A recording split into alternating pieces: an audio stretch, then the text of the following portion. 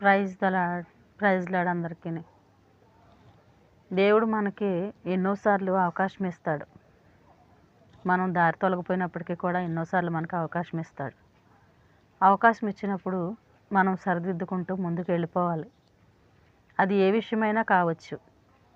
ప్రతి విషయంలో కూడా దేవుడు మనకు అవకాశం ఇచ్చి మనల్ని ప్రేమిస్తూ ఇంకా నా బిడ్డలు మారుతారు, ఇంకా నా బిడ్డ మారుతుంది, నా బిడ్డ మారుతాడు అని ఆశతోటి దేవుడు ఎన్నో అవకాశాలు ఇస్తాడు.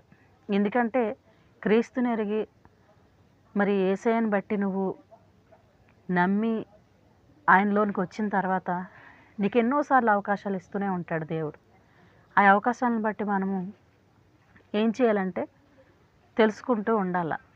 ఒకటే జీవితంగా లోకంలో గడపొద్దు, కానీ మంచి విషయాన్ని మనం తెలుసుకోవాలి. ఎందుకంటే దేవుడు ఇన్ని అవకాశాలు ఇచ్చాడు కదా, దేవుడికి నచ్చినట్లు బతికితే మన జీవితం ఎలా ఉంటుంది అని ఒకసారి మనము ప్రశ్నించుకోవాలి. అంటే లోకంలో గడిపే అంత సమయం మనకు ఉంటుందేమో, కానీ దేవునితో మాట్లాడి సంభాషించే అంత సమయం మనకు ఉండదు. అయినా సరే మనం సమయం తీసుకొని దేవునితో మాట్లాడి దేవునితో సంభాషించే విషయాన్ని మనం తెలుసుకోవాలి. అప్పుడే మన జీవితానికి ఒక అర్థం ఉంటుంది. అర్థం అంటే మన జీవితానికి ముగింపైన ఆశీర్వాదమైన ఏ విషయమైనప్పటికీ కూడా మనము తెలుసుకోగలుగుతాం. మనం ప్రతి విషయాన్ని బట్టి కూడా మనం ఆలోచన లేకుండా ఉంటే ఎప్పటికీ అలాగే ఉంటాం. ఉదయకాల సమయంలో 3 గంటలకి 4 గంటలకి మనం ప్రార్థించుకుంటే ఆ ప్రార్థన చాలా మంచిది. ఎందుకంటే ఆ విజ్ఞాపన ఏం చేస్తుందంటే దేవుని దగ్గరికి చేరవేస్తుంది.